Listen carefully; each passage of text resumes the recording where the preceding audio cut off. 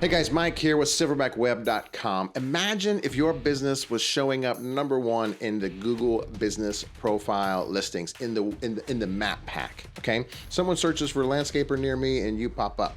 Imagine how many leads you would get. Imagine how many phone calls you would get. So today we're going to talk about the secret to ranking in Google Maps. Google business profile tips that most contractors miss. Today I want to give you five quick tips that most contractors miss. Hey, before we jump in, my name is Mike with Silverback. We are a marketing agency based out of St. Louis, Missouri, and for over 10 years, we have served contractors in our area. Roofers, plumbers, electricians, we help them get more leads for their businesses and inevitably grow their businesses. And we use web design, SEO, pay-per-click ads. We do all the digital marketing things to help clients grow their business. And if you'd like to learn more about Silverback, there's a link in the description. So without further ado, let's talk about the secret to ranking in Google Maps. And I want to give you 5 quick wins that you can do right now to grow your business. The first thing you need to do is add services to your profile.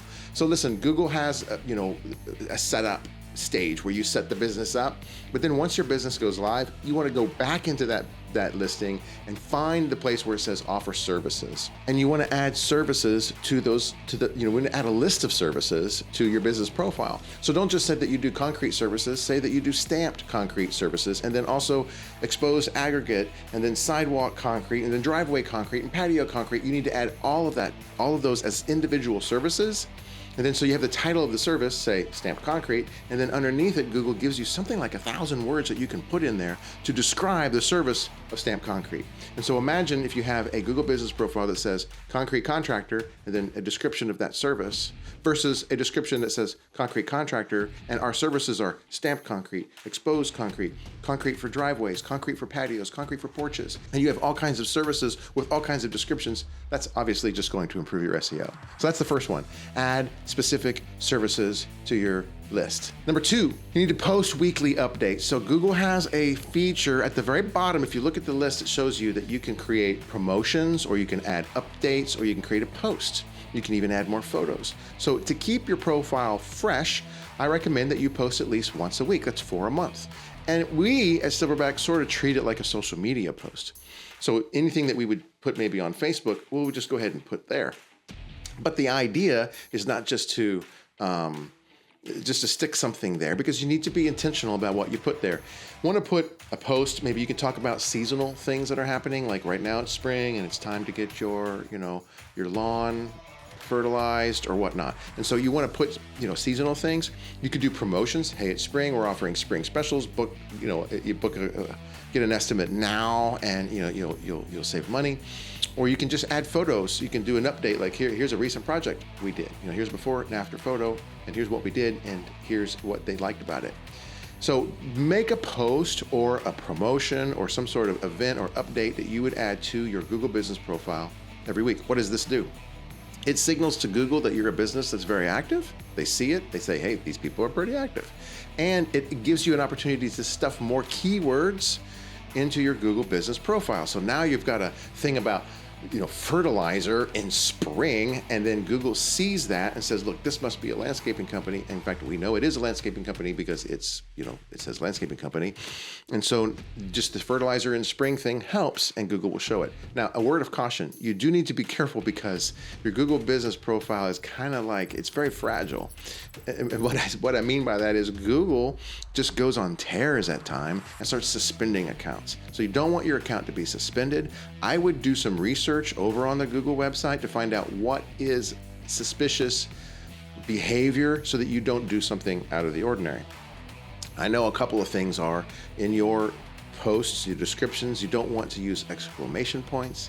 You don't want to say we're the best. You don't want to say call now or you will die. You don't want to say silly things like that. You have to say very professional things. Today we're offering a discount if you book now. Just very simple like that. And so Google calls it spammy or suspicious or misleading content. If you say, hey, look, if you don't do this, then you're going to miss out, right? You need to be careful. Do some research and find out what Google likes and what Google doesn't like, so that you don't risk suspension. But it is worth the risk, because these weekly posts absolutely help your Google rankings. Okay, number 3, you want to use the Q&A section. Down inside of your Google Business Profile, there is a Q&A, or people ask questions. People also ask, right? You might have seen that before. You can seed in some common questions with keyword-rich answers to these frequently asked questions. So someone might say, do you serve this town? Or they might say, do you offer financing? And of course, if you already have those questions in your Google Business Profile, go in and answer those questions. But don't just say yes. Say a lot of words. Say, yes, we do offer financing for our roofing projects. You know what I mean? You can say something like that, and that will give you more keywords. Here's a quick tip. You can also get friends, family, neighbors to go to their Google Business Profile, find your business, and then click to ask a question, and then ask a question. Cue them on what question to ask. Make it a question about your services or about your products. And then have your team answer those questions with, again, keyword-rich answers. All right, number 4, I think I'm on number 4, upload geotagged photos. Now, there's been a lot of talk about geotagged photos. What is a geotagged photo?